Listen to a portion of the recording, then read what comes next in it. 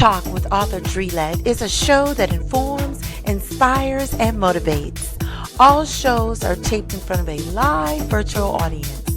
Make sure to follow us so you can be notified when a new show is available on Facebook, Instagram, and YouTube. Also follow us if you want to be a part of our live tapings. Grab your beverage and snacks, get comfortable so we can let's talk.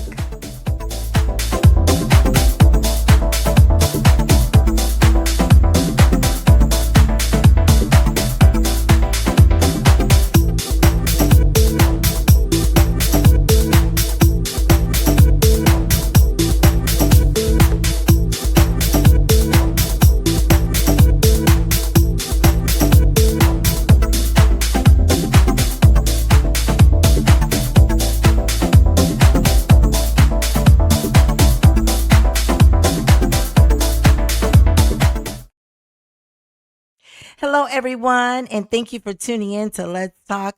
I am your host, Author Dreelet. This is the show where we inform, inspire, and motivate you during these tough times and beyond. So come on in and have a virtual seat so we can let's talk. You guys can view my shows when we go live on Facebook and YouTube. All shows are now stored over on YouTube and they go back as far as day one. So thank you once again for joining me tonight for a live show. So excited to have you. You could have been anywhere, but you chose to spend your Friday night with me. Tonight, you guys, let's talk about life on and off the track field. Tonight, we will be engaging in an inspiring conversation featuring Dr. Cornel West. He is a philosopher, a professor, and a theologian, alongside his brother Cliff West, as they share insights on track and field and the remarkable life journeys. We'll also welcome my Uncle Bart, who is an Olympic track star. He will reflect on his unforgettable experiences competing in the 1970s. It's going to be a powerful, personal, and uplifting segment you won't want to miss. But first, we're going to hear a quick word from our sponsors. When we come back, as you guys know, I'm going to give a special shout out to my Let's Talk fam. And the Let's Talk fam are typically those individuals who watch the show live with us. And if you make sure you give your name, where you're watching the show from, and all of that. I love my Let's Talk family. If you're also watching this in a pre-recorded phase, no worries. I always go back and read the comments and acknowledge you as well. So we'll be back after a brief message from our sponsors, okay? Discover award-winning, critically acclaimed reads from the Black Authors Association #1 memoir, Pretty Little Bastard Child and Searching by author Danny. Parts 1 and 2 deliver a raw, powerful testament of courage and resilience that will leave you speechless. As author Danny says, your trauma isn't your fault, but your healing is your responsibility. Purchase books on authordannyd.com. Oh, yeah. You made my day. There's sun when my skies were gray. As I watch life pass me by, too afraid to give love one more try. I've been hurt by love before, and now I know how it feels. There's no greater prison than to be in love by yourself and someone new. She was a woman ahead of her time. My mother made a decision in 1974 that would echo through our family for nearly 50 years. She purchased a life insurance policy, quietly, intentionally, lovingly. She didn't know exactly when she'd leave this earth, but she knew that when she did, she didn't want her children drowning in grief and bills. My name is Elise Green, and I'm a financial literacy educator because of her. Over the next 2 weeks, I'm going to share her story and why it changed everything for our family. This one's for every mother, father, daughter, and son who wants to leave love, not burden, behind. Follow along. The story is for you.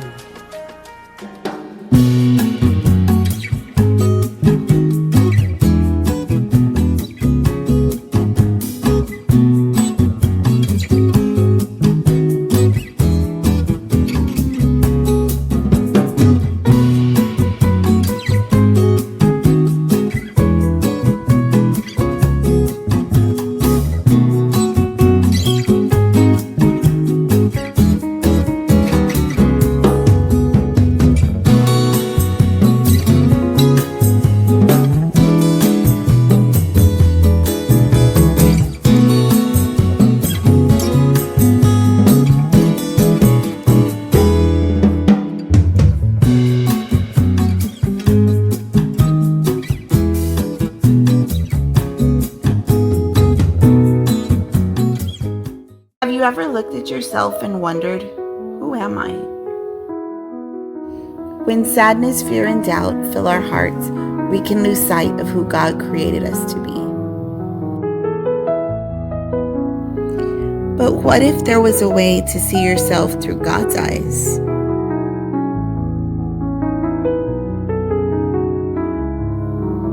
The Mirror by Michael A. Jones, available now on Amazon.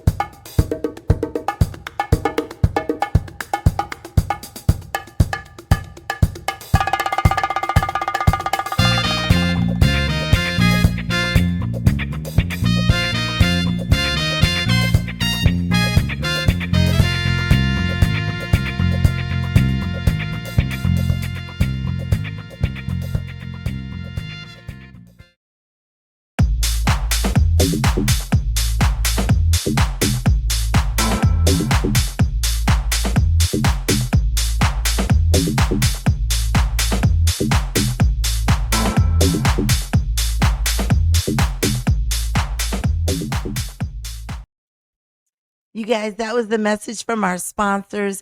Make sure you go out and support them. You know how I am on entrepreneurship. Absolutely. So, you guys, let's see who is checking in from Let's Talk Fam. I see quite a few of you watching. Thank you so much for your love and support. Super excited about that. Thank you, thank you, thank you. And several of you aren't scared to say hello. The usuals, which I love, love, love, love. If you're scared to say hello, it's all good. I totally understand. But let's go down the list here. First of all, hubby, watching from the man cave. Love you, babe. Thank you so much for your love and support. So supportive. Thank you, thank you, thank you. I appreciate you so much. My girlfriend, my friend from Michigan, my sis Tanya. Hey sis, oh, thank you, love you too. She is in Chi-Town, but she's from the D. She is from the D. Love you, Tanya. And Carla, oh my gosh, I love you, Carla. Carla always, as you guys know, Always supports. I truly appreciate you. Yes, she said, oh, okay, you just ate at Dominique's restaurant. And so, oh, wow. How was the food? Was it good? I got to check it out. I got to check that out. Let me know how the food is, girl. Thank you so much for tuning in tonight, Carla. And my sis, yay, from Oaktown. Love you, sis. Mwah. She is watching. I love you so much, sis. You have no idea how much I truly appreciate your love and support. It's always good to have those family members that rally around you and love you. And you are definitely one of them. So thank you, thank you, thank you. And you'll see what I mean when you see this interview. So thank you, sis. Love you, love you, love you. Um, oh my goodness, my uncle. Hey, Uncle Sylvester, how are you? That's my husband's uncle. He is checking in from Cali. How are you, sir? Thank you for your love and support. Truly appreciate that. You wasn't scared to say hello. Let's see here. Pastor Davis out of South Carolina. How are you, sir? Thank you so much for tuning in. I truly appreciate your love and support. Yes, indeed. Thank you, sir. All right, you guys, let's get into these hot topics. Oh my goodness. So much is going on. As you guys always hear me say, my biggest struggle is what do you cover and what do you not? Because it's so much. It's so much stuff out there. So I try to keep it positive and light, not too heavy and things that would be of interest to the viewers, right? So this one right here, I definitely want to share this one with you guys. This is not good at all. According to TMZ, Earth, Wind, and Fire hit the pause button on their Thursday night concert in San Francisco with Lionel Richie after one of their band members fell seriously ill. No, oh my goodness. The legendary funk band posted a statement on Instagram saying they were unable to perform at San Francisco's Chase Center because of a medical emergency involving the band member who has not been identified. Oh no. I can't take another great band um or legendary R&B musician just, oh my goodness. I hope everything is all right, cuz I'm going to tell you, when you're having a low moment or you just want to hear some good music, for me, Earth, Wind, and Fire is one of those bands I put on and I just dance. And if you recall, all their music, for the most part, is about positivity and love. And I love, love, love that band. So prayers go up to the band members and hoping everything is going to be okay. Yes, moving along to the next hot topic. What do you guys think about that? Oh, yeah. So Sis says that she just heard about the concert. Oh, wow. Yeah, yeah. I hope they're okay. I hope there's nothing serious. I hope that things work out. And I know how it is to be touring. I'm not an artist, but I've heard about the grueling schedules that they go under. So just quick prayers for them. You guys lift them up in prayer. Okay, so moving along to the next hot topic. This next hot topic, y'all know she is no stranger to controversy. Oh my gosh, none other than Tony Braxton. I love, love, love me some Tony Braxton, okay? According to TMZ, Tony Braxton recently settled a nearly $598,000 IRS debt, covering taxes from year 2022 to year 2024. Not again, Tony. The lien comes more than a decade after her second bankruptcy was finalized, following earlier financial struggles in 1998 and again in 2010. Despite past challenges, including public criticism and the impact of two bankruptcies, her team confirms the tax bill has now been resolved. So glad that's been resolved. I don't think I could take it if Tony Braxton went to prison like some of the others. Ron Isley, some of the other stars in the past, Red Fox, all did prison time because they owed IRS. And I just couldn't take it if Tony went, right? That's my girl. But here's a quick question for you ladies out there. She recently married Birdman. I don't know if y'all know who Birdman is. He's the guy, I guess, brought Little Wayne onto the scene, if you will. And everybody was like, why Birdman? I mean, look at him. I'm sorry. I'm sorry. But she's gorgeous. Why Birdman? No, maybe he's got a beautiful personality. I don't know. But some were speculating it could be because of his money. Now, here's a question for you ladies out there. If you're having financial difficulties, some friends of ours were talking about this over dinner one night.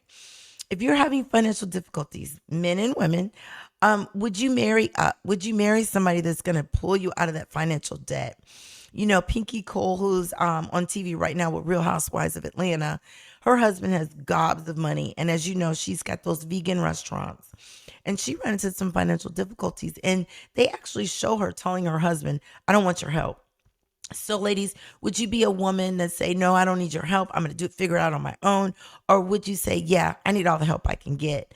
There's a lot of questions there, simply because what if that guy helps you and he never lets you forget how he helped you, or are you just gonna pretty much kill yourself trying to get out of debt yourself?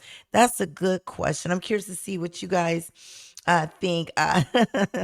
Mark says money. He says he thinks she married him for money. Yeah, it makes you wonder. Tanya said she saw that. Yeah, it makes you wonder. Like at the end of the day, um, you got to put some morals and ethics into it, right? But again, I love Tony. Nothing bad against her. Love you, girl. I'm glad you paid that debt, but it does give. Okay. All right. So moving right along to our next hot topic. This is a hot topic from DTO Productions. I must announce for you guys.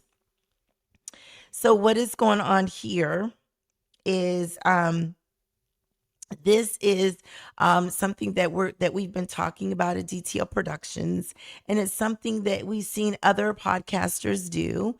And we said, why not, right? Why not do something like this? Okay. So let me tell you what this is. Okay. So, in a nutshell, it says, and I'm going to read it verbatim. It says, I've got something special to share with you guys. As we continue growing Let's Talk, my goal has always been the same: to inspire, inform, and motivate people during these tough times and beyond. You guys always hear me talk about that. And now I want to take that mission even further. When Let's Talk reaches 5,000 subscribers by the end of September, I'm going to bless one lucky supporter, and I'm going to do a random drawing, right? With a $400 gift card. So, whether you need to pay a bill, buy groceries, get school supplies, or simply spread a little love and motivation to someone else, this gift is my way of giving back to the community that continues to lift me up. Your support means everything, and I want to pour that same support right back into you. So keep watching, keep sharing, keep growing with me, because Let's Talk is more than a show. It's a movement. So the more people you tell to hit subscribe, the quicker we get to that number, the higher your chances are of me pulling out your name. Now, these will be subscribers. Again, it'll be a random drawing, and it'll be a $400 gift card or cash app. So it's going to be cash. And this is from DTL Productions. So you guys, I truly appreciate your love and support. Again, that is our goal, to try to get to that number. All right. Okay. So without further ado, we're going to get into why we are all here.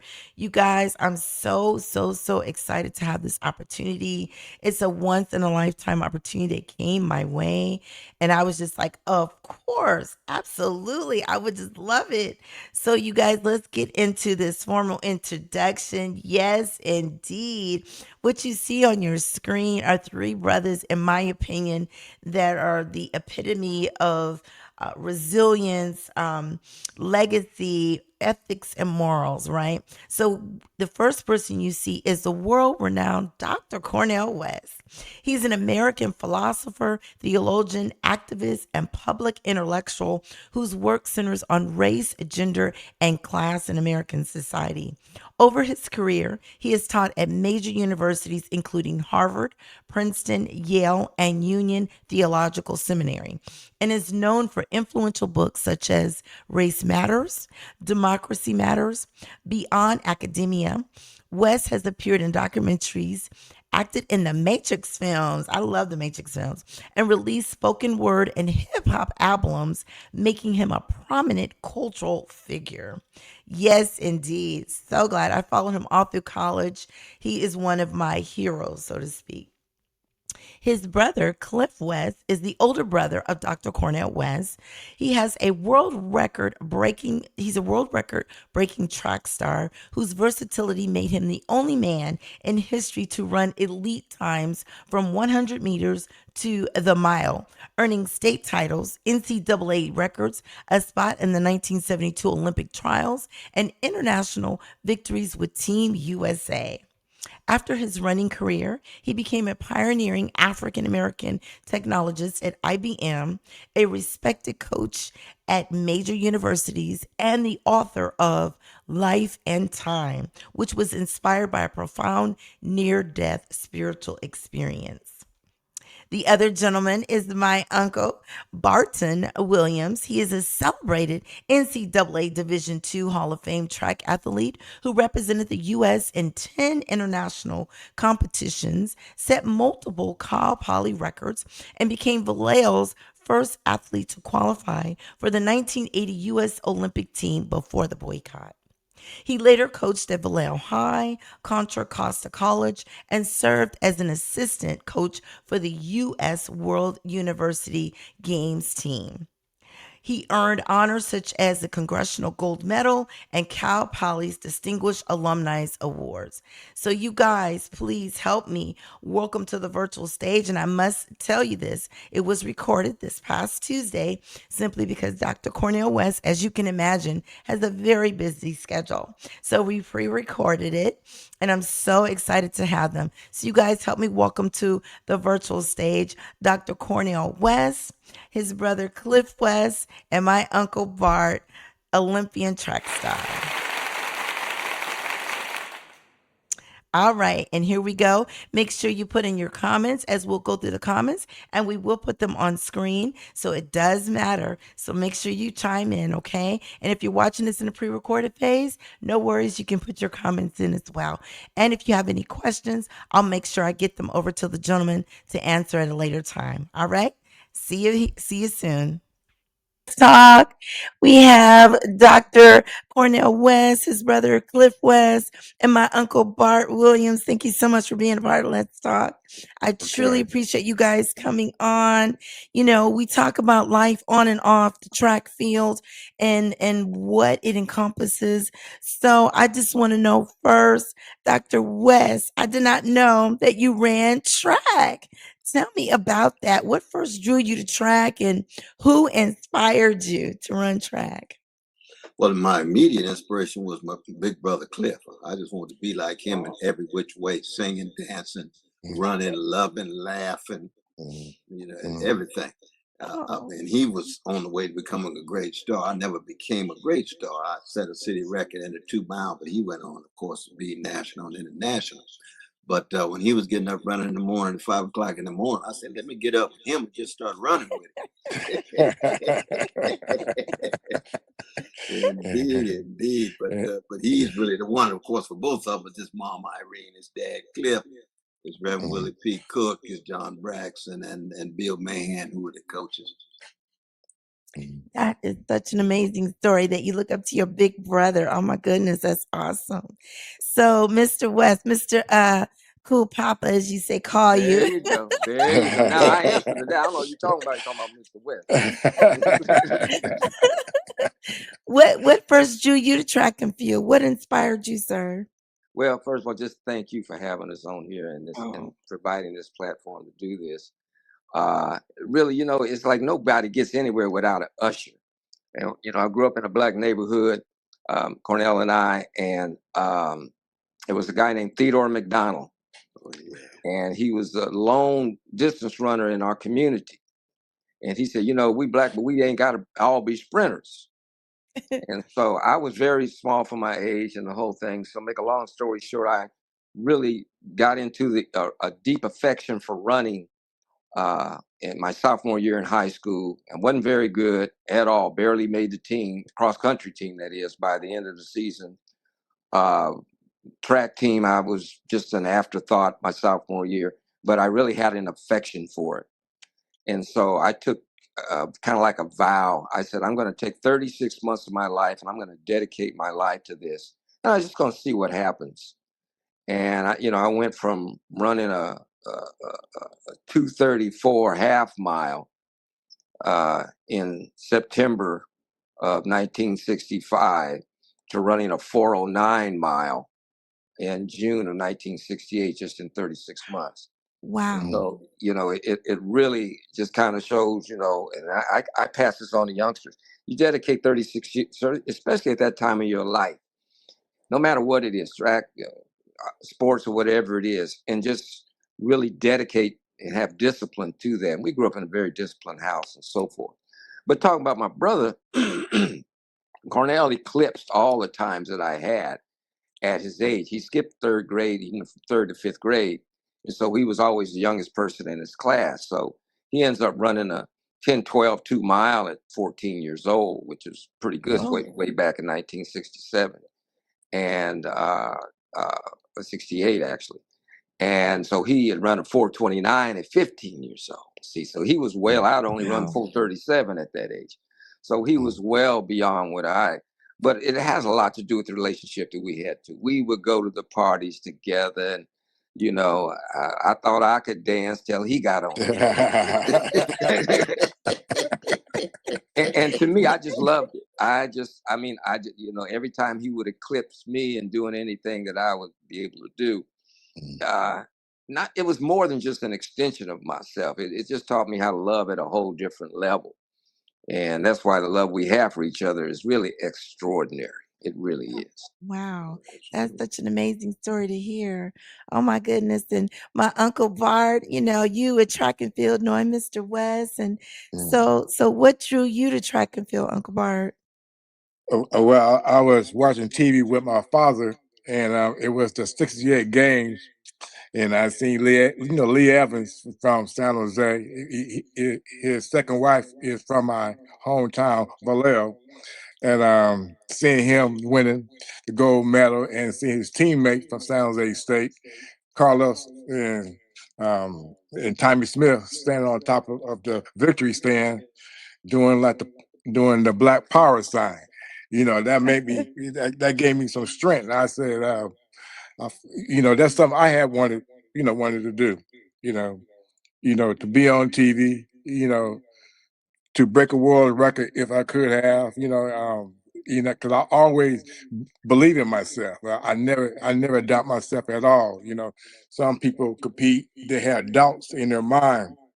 I never had a doubt. I said, if somebody beat me, that was only for that day. I said, when I come back, it's going to be a different story. And so I always put in the time and effort to be as good as I can. And plus, my dad didn't take nothing less because he was in the Air Force. He said, if you put your mind to it, you could do it, and he kept on instilling that in me. If you want to do it, you could do it. The only person stopping you is you. And when I missed practice a couple of times, his voice come into my mind. I said, it's me. It's me. It's not the coach. It's not nobody else. So I need to be at practice every day, putting in the time. Wow, that's amazing. That's amazing. So you guys all talk about running in the 60s and 70s. What was life like back in the late 60s, early 70s in relation to track and Dr. West, I know you talked about how you did some work with the Black Panther Party. What was life back like that in the Bay Area? Well, I can say in Glen Elder and Southland Park Drive and West Household and Oak Park, where Shiloh Baptist Church was, we just had a whole lot of love. Oh. We may have been broke as the Ten Commandments financially, but we were spiritually rich, and we had something so rich that money can't buy. So rich that money can't buy. And that was connected to that deep self-confidence that both Cliff and Bart talk about. And that self-confidence connected to self-discipline. See, when you put self-confidence together with self-discipline in a Black body, in a Black culture, in a Black community in America, you talk about stardom. It could be spiritual stardom. It could be athletic stardom. It could be political stardom. It is stardom, just like that genius from Vallejo named Sly Stone, who said That's right. everybody is a star. Everybody's a star. That's right. But you got to work at it. It ain't osmosis. It's not, it's not just skin pigmentation. It ain't biological. It's the choices that you make, the decisions you make, the commitments, the convictions that you pursue. And that's exactly what Big Cliff and Brother Bart represent at the highest level. And you too, my dear sister. You represent that That's right. too. You can be a star and still be young. You don't have to be old like us to be a star. That's right.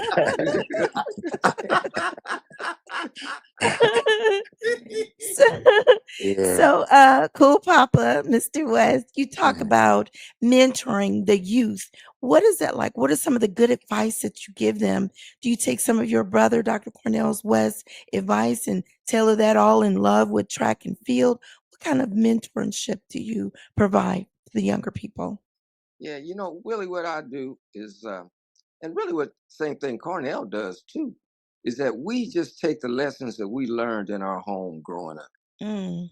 We just be true to Clifton and Irene West every day, just like our sister. Oh, I just lost a sister. She was I'm so same sorry. way. But Mm. we just be true to that dinner table that we sat down at 5:30 every Monday through Friday, and love was poured into us, Mm. and we were allowed to experience really what love feels like, looks like, smells like, tastes like, and then go on and share it with the world. Because really, what we weren't unlike any other black family at that time. Because when I really think of the '60s and '70s and black folks in '60s and '70s, I think of love warriors. Mm. I think of love wars, each in his own way. Martin Luther King did it in his way. Malcolm X did it in his way. But you're talking about a people that are love warriors. That's why, every time we walk down the street, white people ought to give us a standing ovation just for being Woo. here. And our brother says That's that, right. Yes. but just for being here. And when you think about all it is that we've had to love ourselves through, I don't know any other people have loved at that level. Mm. Historically, white folks have not loved it, definitely not loved us at that level. No. So even in modern history, what we've gone through as an involuntary servitude people, stolen from another land here, our history is unique in that way. And still we love our way through it. And that's why, that's why we have the music we have today. Not just us, but the world has music that we gave to them Mm-hmm. today. Those are cries of love. That's the language of love. That's God's language. Yes. That's Yes. rich. That's So, I rich. love it. I absolutely love it. Uncle Bart, you run a world-renowned Facebook page where you honor all the track and field stars, athletes in the Bay Area and around the world. What inspires you to keep going? Because that's what's brought you and Cliff together and Dr. Cornel West all together to talk about track and field. What inspires you and keep you pushing to keep doing that?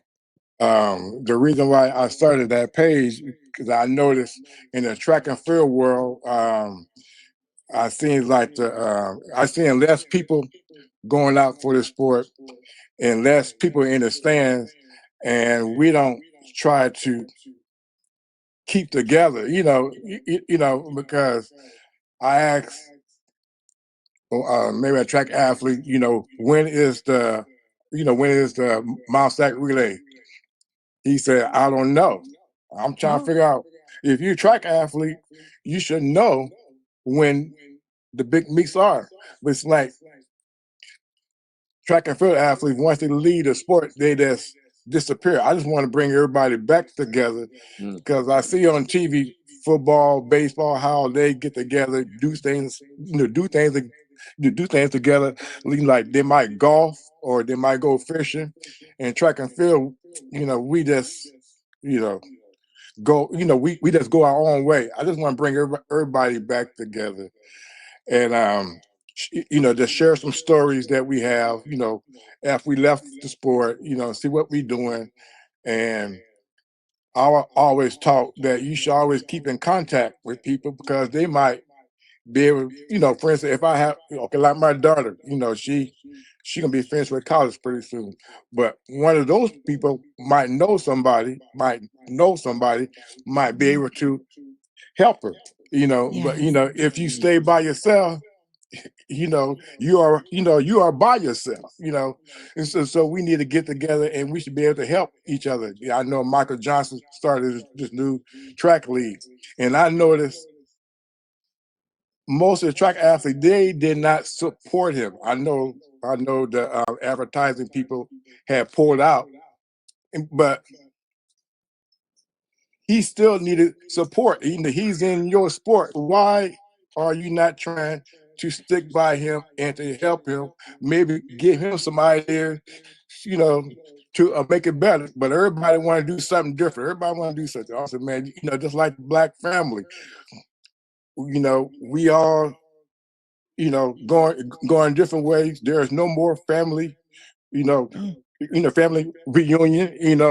If we do have a family reunion, it just be a certain part of the family. Man, we all need to get together. Because if my mother or grandmother know that if we all had spread it apart, they will be pissed. They will be pissed. We need to stick together, because I notice. I don't want to say it, though. Other races, they always stick together. Yeah. They got stores. They always helping out one another. And track and field, and our people, we seem to go. We just go a different way. So I'm just trying to bring back the family of track and field. You know, um, that's all. Nothing more, nothing less. Just bring everybody back. That's Mm, awesome. That is so mm, awesome. And you're so mm, Indeed. you're so right. We Indeed. got to stay connected. We do. We Yes. definitely Yes. do. Dr. mm, West, I know you've written so many books. I'm a huge fan. I've heard all your speeches and all the great advice you give. In relation to what Uncle Bart just talked about, what books or ideas would you suggest that athletes read or we as a people read to keep us honed in together, to keep us loving on each other like you and your brother, Mr. West, grew up doing? Mm. Yeah, I mean, Brother Bart laying it out, and he and Big Cliff are saying the same thing to me in terms of the quality of relations tied mhm, to quality of community. Mm, mm. And that has to do with trust. It has to do with respect, but it's got to be deliberate. It's got to be intentional. You got to have folk like Brother Bart and Big Cliff who decide to follow through to make sure we stay together yeah. Mhm, in that Yes. deep, fundamental way. And of course, the irony is that neither one of us, all four of us, we wouldn't be where we are if people hadn't decided before us to put us in quality relations. Yes. mhm, We yeah. talk about grandmama. Oh Lord have mercy. We just got to pause and be silent. When you start talking about grandma. Oh Lord. You talk about a Yeah, love language can't capture, and the words gave up trying to keep track of. That's how deep mhm, that love is. So, what mhm, are the books? Well, one would be books by this brother right here, James Baldwin. He's a love yeah, Oh, warrior. yeah, yes. And Yes. anytime you read Baldwin, you ought to turn on a little John Coltrane's Love Supreme just to yeah, Mm, keep yeah, the yeah. consistency going. mm. This sister right here, Toni Morrison, she's a love Yes. warrior. Her book, Beloved. Yes. Anytime you Mhm, read Tony, then you ought to be listening to a little Nina Simone, or Mm, listening to some okay. Curtis Mayfield, because all of them were what Cliff rightly called love warriors, freedom mm. Mm, fighters, wounded healers, joy Yes. sharers. mm, I love it. I love it. Take it back old school. Oh, mm. yeah. Absolutely. Absolutely. Cool Papa, Mr. West, give us some give us some sort of your thoughts on and please forgive me, the young man that was in the disagreement at the track and field situation in Texas where the other boy told him get out of his tent. Some track and field um kids are discouraged from that. What kind of advice would you give to keep them to keep continue to keep participating in track and field and not let that discourage them? Well, one thing is that you have to keep intact of your story. Yes. Everyone has a story, and your story is kind of like your benchmark, your litmus test, your map in terms of how you navigate through this thing. And our story is not only today, but it started a while ago. Okay, let's just say 400 years ago when we talk about here on this earth. So apprising yourself of your story and being aware of your surroundings and so forth. Yes, some things have changed. Thank God. There has been progress made. You're talking about Carmelo Anthony, I believe. Yes. Some things Yes. have changed, but also there's other things that have not changed. See, the conception, the disease of white supremacy that this country was born in is still dealing with that same pathology. And even though I remember when, I was a kind of like an anomaly. I was a distance runner black distance runner in the late 60s and even mid 60s. So I was like very few that were out there at that time, even nationwide. And it was a very turbulent time.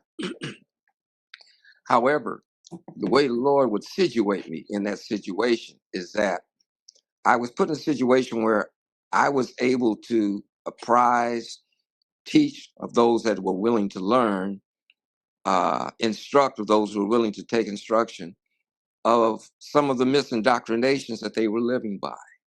Because I was a black face in a white space and I was the only one there. So while I was really taken in with open arms, and I really was, I was taken in with open arms in the Sacramento community as a black distance runner in a white space, so to speak.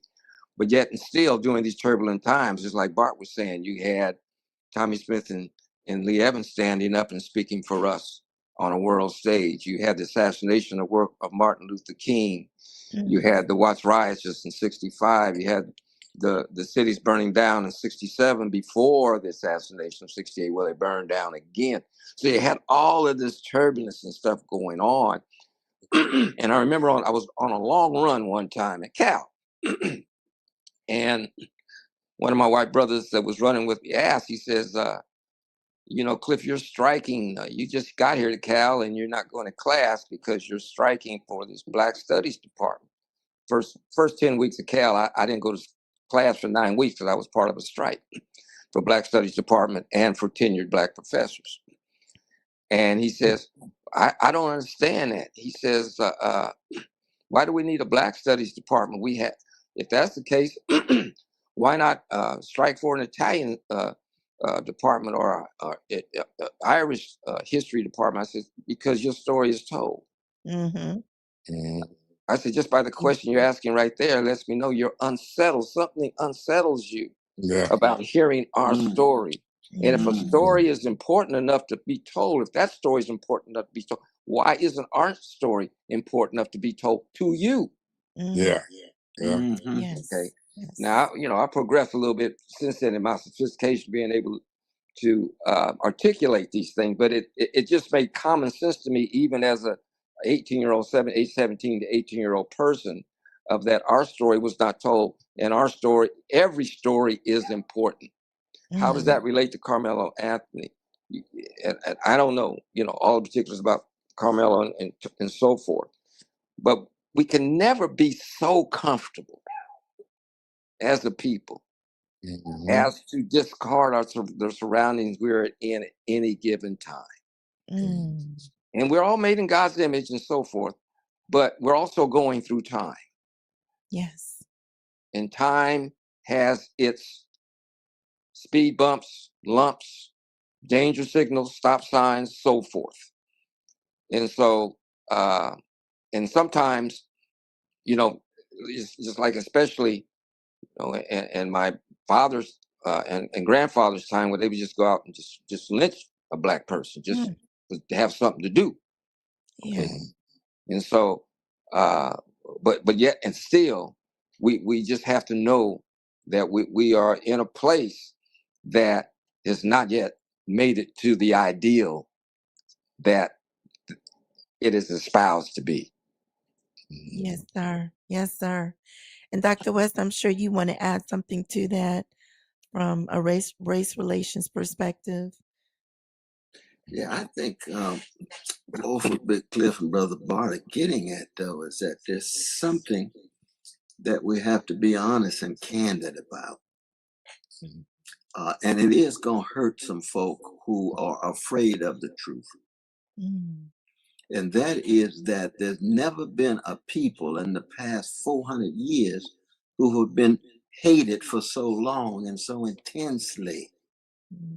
There's been a whole lot of other groups that's been mistreated. Indigenous peoples, genocide, Jews, Holocaust, so forth. But when you enslave a people and try to tell the whole world they're less than human and then keep them on plantations for 244 years, where the average slave dies at 24 years old and they can't worship God without white supervision, so they got to steal away in creeks to raise their voices and still create some of the most beautiful music the modern world knows in terms of spirituals. And then after they are emancipated, another 50 years, every 2.5 days, some black man or woman or child was lynched. We ain't even talking about just a segregation. That's lynching. That's a level of hatred, intense hatred. And then we what? Teach the world so much about how to love.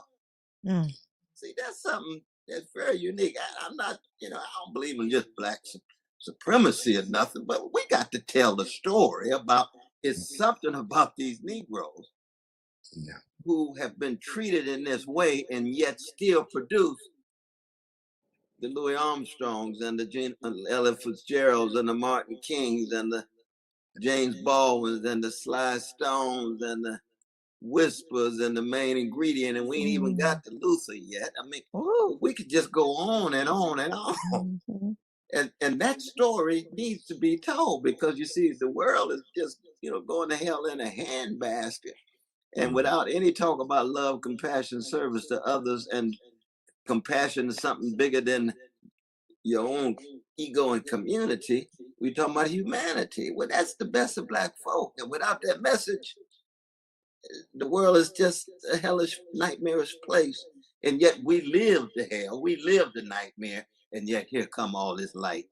Here come all this dawn. Here come all this love. And here come all this style. All this soul. Lord, you talk about style. You talking about Bart now. Yeah. You talking about Bart now, brother. Yeah, you talking about Bart, Corn. When you talk about style, man, you talking about Bart. Because I remember when I first saw Bart run, man. When I first saw Bart run, no kidding. And the thing, you don't appreciate this, Corn, because you being a track person. There are certain people who run with just a certain level of grit, of courage, as if every race might be their last race in life. In life. And I've been blessed to know a handful of people like that. I mean, it's definitely not just limited to black folks. I mean, yeah, but just to mention a few, because these people are high profile people. Bart is one of them. James Robinson and the Half Mile is another one of them. Steve Prefontaine was one of those people. Steve was one of them. Jerry Lindgren too, for that matter. Lee Evans. Lee Evans. These are people that when you saw them run, you were inspired by their grit and by just their gut, just an intestinal fortitude that they had. And Bart was not taught to be a hurdler. He had to be one of the shorter hurdlers, even though it was intermediate. But that brother, man, I'm telling you, he just embodied a certain kind of grit that inspired me, even though he was 5 years younger than me. You never get tired of the real thing. You never get tired of the real thing. Put it like, you can't get enough of the real thing. And so humble. I remember growing up as a little girl, I just knew that was Uncle Bart, right? I just thought he was Uncle Bart. And as I got older, I was like, Uncle Bart's an Olympian? He's a church son? Just so humble. Just such a sweet when you're right, because I just saw him run. When I met him, I just kind of like JR. I just fell in love with the brother. You know, Yeah. So, you know, Yeah, you thank guys you. talk about all the great accomplishments all three of you have achieved. Uncle Bart, what keeps you grounded? You know, you could walk around town with your chest out, I'm Bart Williams, but what keeps you grounded and still humble? Oh man, you know, besides Muhammad Ali, I really don't care for people be, you know, to me it don't look good. But when Muhammad Ali did it, you know, hey, you know, it looked great. But you know, you know, and then say on, brother, say on. and then I seen people try to be, you know, be like Ali, but it didn't look good on them. And I said, I never want to have that image, you know, trying to boast, you know, trying to make me more than what I am. But I just, you know, I just like being, you know, being me. And I see. and my father always tell me, whatever you thinking about, somebody else had already had thought about it. Then I said, what? I'm saying like what you're talking about. You know, he said like somebody building a car. Somebody before him had thought, thought about it, but this guy just put it into, works. And I don't know, I really don't know where I'm going with it, but I just like being level. I like helping people, and I like seeing people happy, and I always feel like if something happened, I could survive, but I'm going to help this person to get to where they need to get, because I said I can fall down because I believe in myself. I believe I know. This crazy story. I said if a plane crash, I think I'd be the only one on the plane coming out the coming out the plane crash, because I believe I can survive doing anything, even though it's rough, even though I don't want to be there, but I just believe in myself. That's one thing I have. I never believe in giving up. Setback is only to let you know what you have to do more. Yeah. Yeah. It's not. It's not. You are not. You are not failing. You just ain't there yet. As long as you don't give up on yourself, you will get there one day. Absolutely. Yeah. Absolutely. And if I could add to that, Uncle Bart, Dr. West and Mr. West, my grandfather is 104 years old, still living. Yeah. And Yeah. Uncle Bart talks with him often. I'm tearing up. He talks with them often and gives good advice, and having somebody like that in your life. I gotta think that helps too, right? To Yeah. keep you Yeah. with those stories, you know? Yeah. Well, Yeah. you just reminded me of something, Sister Drina, is that the greatest gift in life is love and to Yes. Yeah. be loved. Yes. But the greatest tragedy is never to have been loved. Ooh. Yeah. You better say it. You know, Mhm. love is really what it's all about. I mean, we sometimes try to complicate things that don't need to be more complicated than they are. Yeah. Yes. Sometimes Yes. the most difficult thing in life to do is to keep it simple. And love Mhm. is at the core of those things. Again, I go back to the table and to the little Glen Elder 7990 for Glen Elder house that we grew up in. Cliff and Irene, it really is just all they just got to teach love, discipline, just like Bart was saying too. We grew up in the same discipline that Bart's dad was talked about too, but it was grounded, laced, and marinated and everything else in an authentic and undying love. Yeah. Mm. Yeah. Wow. That's so That brings very, very true. and that And your brings me to my 104-year-old grand, that's why I'm getting from you. Yeah. I'm pointing at you now, Drina. That's okay. 100. And for that, he is that love son that come down and still shed a raise of love on y'all. Yes. And that's part of why we're here right now. Yes. Because of You ain't him. lying. Absolutely. Absolutely. You ain't lying. Ooh, and Dr. West, I know with all your accolades, I can probably guess what you're going to say, what keeps you grounded, hopping a flight to Sacramento and being with your loved ones, right? You ain't lying. But it's also the memories of those who have passed. You know, Cliff was talking about our beloved blood sister Cynthia, I'm who so just sorry. passed. And Cliff gave one of the most powerful eulogies imaginable and talked about her courage and no fear of death, because mom and dad in Shiloh Baptist Church had prepared her for anything in life and anything in death. Wow. See, that's because love is stronger than life and death. And one of the signs of love is always humility. That's why Brother Bart was talking about this deep self-confidence and self-respect he had, but at the same time he had a humility, because humility is a sign of love and it's the benchmark of spiritual maturity. Joy is a fruit of love. We know that from the biblical text. But humility is always a sign of love, in the same way arrogance is a sign of insecurity. And arrogance ain't got nothing to do with love at all whatsoever. And even Muhammad Ali, see, he's complex, because me and Cliff got a chance to spend some good time with Muhammad Ali. And I was asked to introduce him. Remember that, Cliff? Oh, I never forget that, brother. I never forget that. Please tell. Please tell. He had this level of self-confidence and quest for excellence that was so overwhelming, but he treated everybody the same. Wow. That's how he was.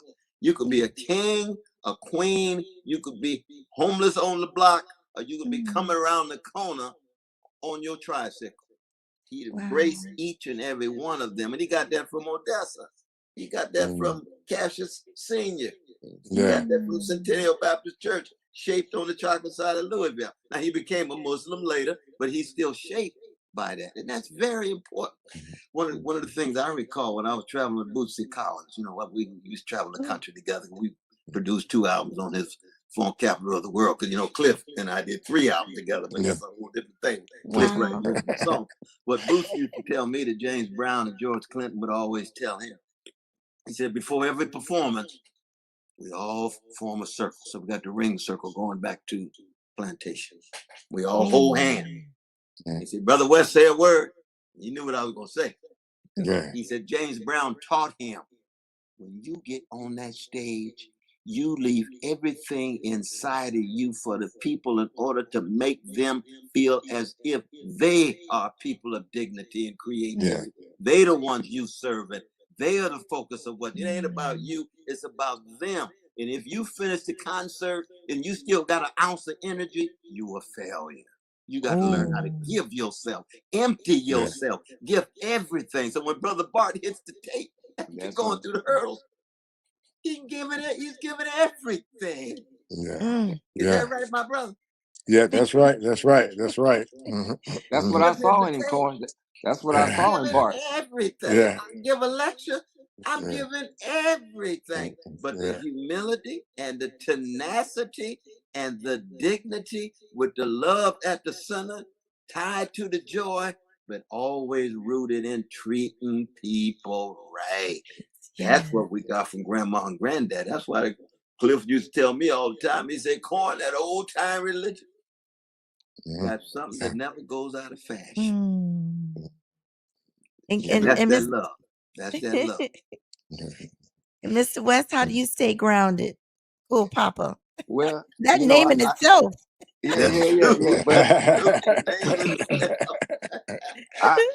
I really, you know, I was been rambunctious and rebellious my whole life, but really at one point I had no choice.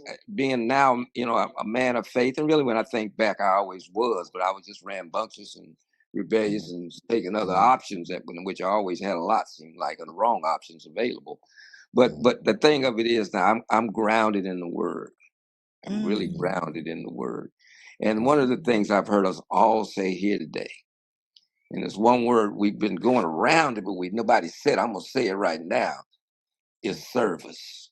Yes. See, the highest form of the human existence is to be a servant. Yes.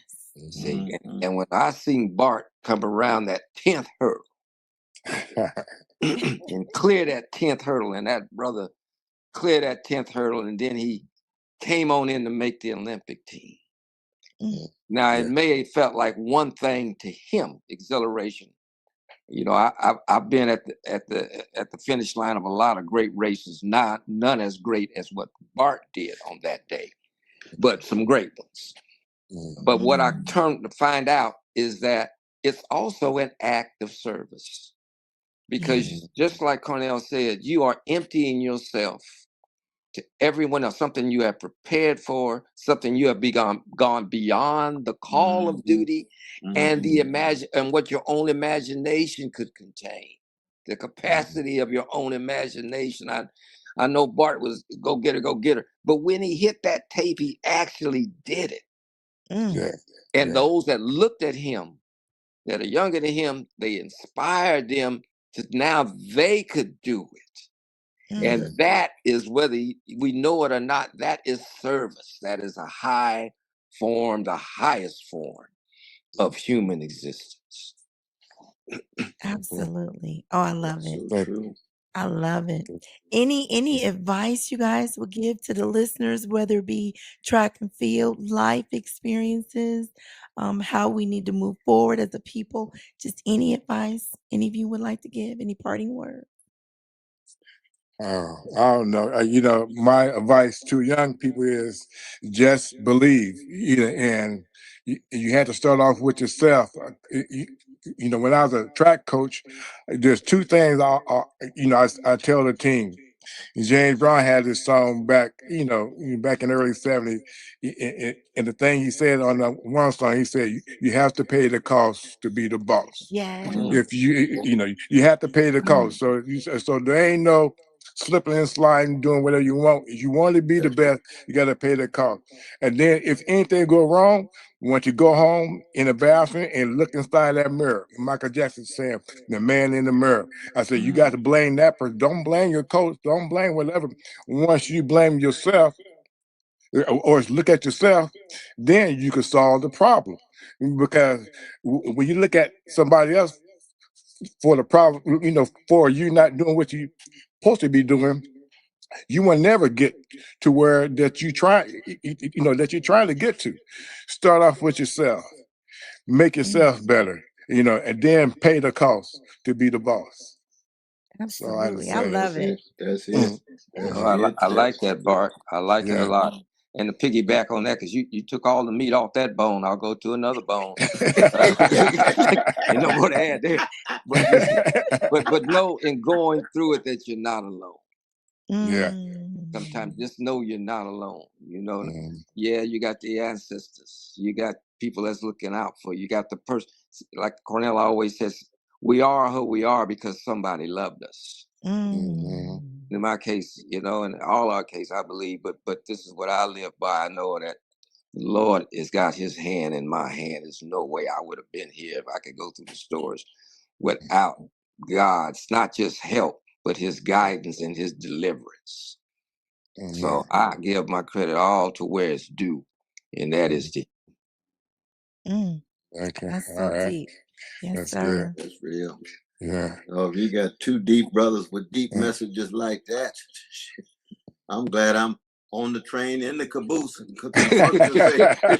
function says the love train, and the OJ says the love train. Just let me stay in the caboose of the train. I got a smile on my face. But no, one of the things I'd say to young folk is that I want them to watch your show, my dear sister. Oh, thank you, Dr. West. Yes, because you on that same love train. Love comes in a lot of different forms. It could be journalistic, it could be athletic, it could be political, it could be tied to doctors and carpenters and so forth and so on. And all of them in the end have the same value in the eyes of God. I think if I were to have anybody reflect on something, I'd have them read the first verse of the 12th chapter of Hebrew that talks about a cloud of witnesses, that talks about a remnant, that talks about those who endure in the race. in the race of life. It could be the track itself as a metaphor for life. So you got responsibility, you got integrity, you got discipline, you got dignity, you got consistency in the race that you run. And there's joy as well as what Frankie Beverly reminds us, pain. It's joy and pain in that race. There ain't no joy without the pain, but with the pain, you find your joy in it. And that's the history of a great Black people. Because we are people who've been running with joy and pain, trying to endure with all kinds of things coming at us, trying to convince us to hate back. We say, no, we love first, and then we hate the sin. We don't have to hate the sinner. We hate the sin. We hate the injustice. We hate white supremacy. We hate anything that loses sight of the humanity of Black people or anybody else. But it's rooted in the love. It's not rooted in the hatred. Not at all.